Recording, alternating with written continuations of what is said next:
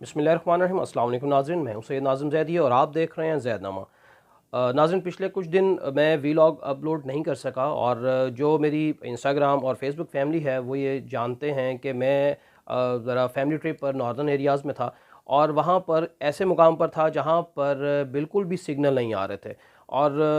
कोई भी चीज़ जो थी वो अपडेटेड नहीं हो पा रही थी और वीलॉग्स जो थे वो बनाने के बाद उनको अपलोड नहीं किया जा रहा था। तो इन पिछले कुछ दिनों में बहुत सी डेवलपमेंट्स हुई हैं, उसके हवाले से बात करते हैं। और सबसे अहम बात तो ये कि जो कप्तान ने कल आवाम से ख़िताब किया और इंतहाई अहम ख़िताब किया, उसके हवाले से आपको आगाह करते हैं। और दूसरा ये कि जो ज़रदारी साहब हैं वो इस वक्त बहुत परेशान हैं और उनको कुछ समझ नहीं आ रहा कि अब आगे क्या करना चाहिए, उससे भी आपको आगाह करेंगे। और तीसरा ये कि जो एमकेएम है वो इस वक्त दर-बदर है और साथ ही साथ अख्तर मेंगल जो हैं वो भी बहुत परेशान हैं और उन्होंने भी एहतजाजी सूरत बना रखी है। एक और अहम बात कि मौलाना फजलुर रहमान साहब जो इस वक्त शुगल करते फिर रहे हैं, उसके हवाले से भी आपको आगाह करेंगे। फिर आगाज़ करते हैं इस व्लॉग का और आपको बताते चलें कि जो इमरान खान साहब ने कल का एक ख़िताब किया आवाम से, वो एक रहनुमा से ज़्यादा एक स्टेट्समैन का ख़िताब लगता है, क्योंकि इमरान खान साहब ने उसमें सबसे इम्पॉर्टेंट बात जो आते ही परवेज़ इलाही साहब को, जो नौ मुंतखब वज़ीर आला हैं, उनसे जो उनको जो हुक्म दिया वो ये दिया कि जो पंजाब हुकूमत ने, नून लीग की हुकूमत ने जो लंगर खाने बंद किए थे उनको फ़ाल किया जाए फ़ौरी तौर पर, और दूसरा एहसास पनागाहें जो हैं उनको फ़ौरी तौर पर बहाल किया जाए। उन्होंने कहा है कि अवाम जो है उसकी कमर तोड़ के रख दी है इस हुकूमत ने। कप्तान ने आते ही ये हुक्म देकर अवाम के दिल दोबारा से जीत लिए और उसके लिए उन्होंने दोबारा से सानिया निश्तर साहिबा को भी एक्टिव होने का कहा है। और कप्तान का कहना यह है कि वो इससे आगे बढ़कर अब राशन कार्ड का भी सोच रहे हैं, उसको भी वो, अगर पहले हुकूमत जारी रहती है और उनको ना उतारा जाता तो वो इस वक्त तक राशन कार्ड भी तकसीम कर चुके होते। और दूसरी एक और इम्पॉर्टेंट बात, जो सेहत कार्ड इस हुकूमत ने आते ख़त्म किया था, उस सेहत कार्ड को भी दोबारा से उन्होंने सही तरीके से फ़ाल करने का हुक्म दे दिया। तो ये वो पॉइंट्स हैं नाजरीन, जो एक स्टेट्समैन जो है वो अपनी आवाम के लिए, अपने मुल्क के लिए बेहतर अंदाज में सोच सकता है। यहीं से फ़र्क नज़र आता है दूसरी पार्टीज़ का और इमरान खान का, कि वो हुक्मरान जब आए तो उन्होंने अपने केसेस को बंद करने का पै दर पै यही कोशिश की कि उनके केसेस जो हैं किसी तरीके से ख़त्म हो जाए, और नैब को जो है बिल्कुल उन्होंने एक पट्टा डाल कर रख दिया। इमरान खान साहब बार बार अपनी तकारीर में कहते रहे हैं कि केसेस जो हैं नैब के, इन्होंने बंद करके अपने आप को रिलीफ दिया है और ये NRO 2 ही मांग रहे थे, जो कि इमरान खान इनको देना नहीं चाह रहे थे। और वो अभी भी इस बात पर अटल हैं कि किसी भी तरीके से इनको मैं छोड़ूंगा नहीं। वापस हुकूमत में आते साथ ही वो ये कह रहे हैं तकारीर में अपनी कि जो मुझे पता है कि मैंने आते अब क्या क्या एक्शन दोबारा से करने हैं। अब देखने वाली बात यह है कि इमरान खान जो हैं वो अभी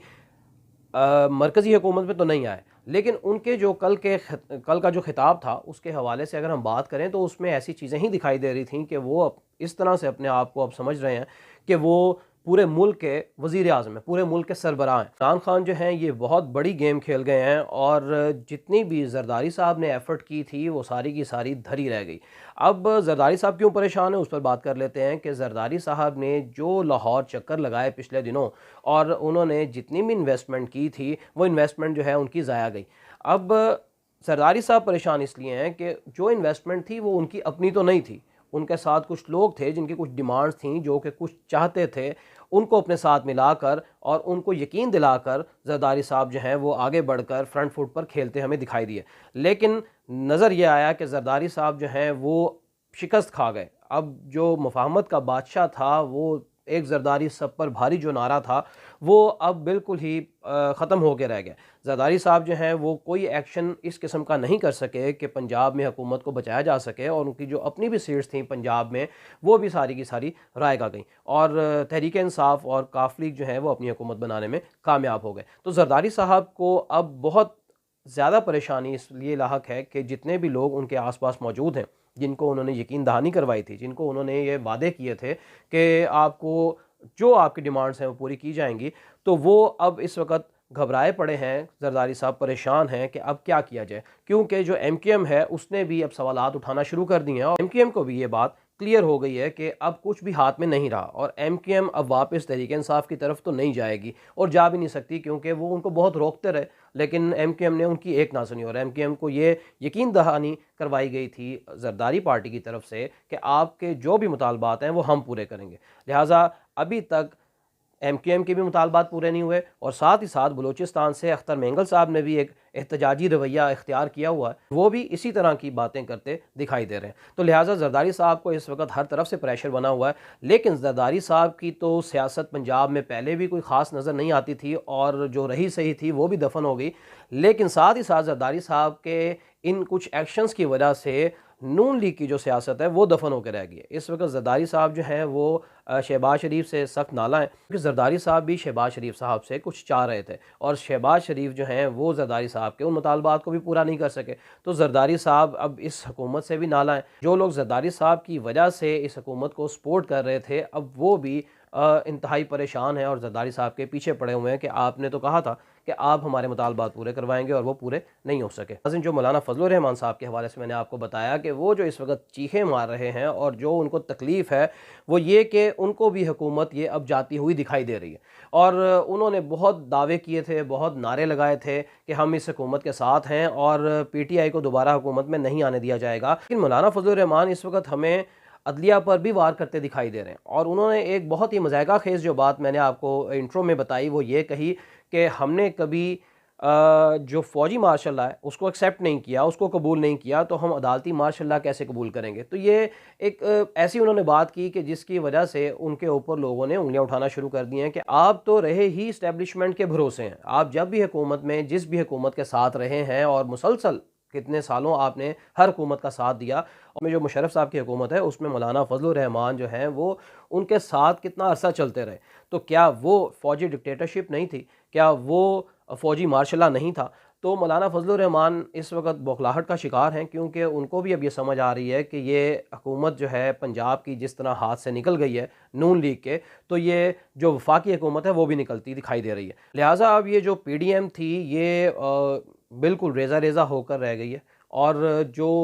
तहरीक इंसाफ पार्टी है और जो काफ लीग है इन दोनों ने मिलकर इन सारी पार्टीज़ को पिछाड़ के रख दिया। अब बहुत ही मुश्किल है कि ये पार्टीज़ दोबारा से स्टैंड ले सकें और दोबारा कोई स्टांस ले सकें और दोबारा से खड़ी हो सकें, क्योंकि अवाम जिस कदर हमें इमरान खान ने जो यौम तशक्कुर का कहा था उससे एक दिन पहले सड़कों पर दिखाई दी, ये हमें माजी में इस तरह की मिसालें और किसी पार्टी के हवाले से नहीं मिलती हैं। और इस वक्त जो इमरान खान की मकबूलियत है उसका अंदाज़ा तमाम पार्टीज़ को हो चुका है और इस वजह से अब तमाम पार्टीज़ जो हैं वो घबराई बैठी हैं कि अगर फौरी इलेक्शन हो जाते हैं तो तमाम सीटें जो हैं शायद इमरान खान ले जाएं, क्योंकि अवाम जो है वो इमरान खान की कॉल से पहले ही सड़कों पर आ जाती है, जश्न मनाने के लिए सड़कों पर निकल आते हैं। इमरान खान अगले दिन का टाइम देते हैं और अवाम जो है वो एक दिन पहले सड़कों पर मौजूद होते हैं, जबकि उनको कॉल नहीं किया जाता। इससे ये साफ जाहिर है कि अवाम जो है वो इस वक्त बहुत बाखबर हैं, बहुत विजिलेंट हैं और उनको पता है कि अब मुल्क की सियासत जो है वो किस तरफ जा रही है। नाज़रीन, जो इमरान खान ने कल अपने खिताब में मुतालबा किया वो वही मुतालबा उन्होंने दोबारा दोहराया जो वो पहले करते आ रहे हैं। तो मुतालबा क्या है? Free and fair election. और उन्होंने कहा है कि इसमें जो डॉक्टर इशरत हुसैन हैं उनकी किताब में उन्होंने मेंशन किया है कि अगर इस तरह से इलेक्शन जैसे जो ट्रेडिशनली चले आ रहे हैं अगर इसी तरह से चलते हैं तो 186 के करीब तरीके हैं इसमें धांधली के, और अगर EVM के ज़रिए से इलेक्शन होते हैं जो कि इमरान खान का एक बड़ा स्टांस है कि जो मशीन्स हैं इनके ज़रिए से इलेक्शन करवाया जाए तो फौरी तौर पे रिज़ल्ट जो है टाइम ख़त्म होते ही एक बटन प्रेस करने से तमाम जो रिज़ल्ट है वो सामने आ जाता है। इस मशीन के ज़रिए से अगर वोटिंग होती है तो 186 में से 130 धांधली के तरीके जो हैं वो फौरी तौर पर ख़त्म हो जाते हैं। तो ये बहुत ही इंपॉर्टेंट बात इमरान खान ने कही और उन्होंने ये कहा कि जो इस वक्त चीफ़ इलेक्शन कमिश्नर है हमें उन पर बिल्कुल भी एतमाद नहीं है और ऐसा हो ही नहीं सकता कि मुल्क की सबसे बड़ी पार्टी को एक शख्स पर एतमाद ना हो और वो ही इलेक्शन कमीशन का सरबराह बना दिया जाए और उसके थ्रू इलेक्शन करवाया जाए। इमरान खान ने कल जो खिताब किया आवाम से वो बहुत ही दर्द के साथ, तकलीफ़ के साथ और एक खुद एतमादी के साथ वो खिताब हमें नज़र आया। नाज़रीन, ये तो थी अब तक की अपडेट्स। तो आपसे गुजारिश है कि जिसने अभी तक चैनल को सब्सक्राइब नहीं किया तो प्लीज़ चैनल को सब्सक्राइब कर लें, बेल आइकॉन को प्रेस कर लें ताकि आने वाली जो अपडेट्स हैं वो बर वक्त आप तक पहुँच सकें। अगले व्लॉग तक के लिए मुझे इजाज़त दीजिए। अल्लाह हाफ़िज़।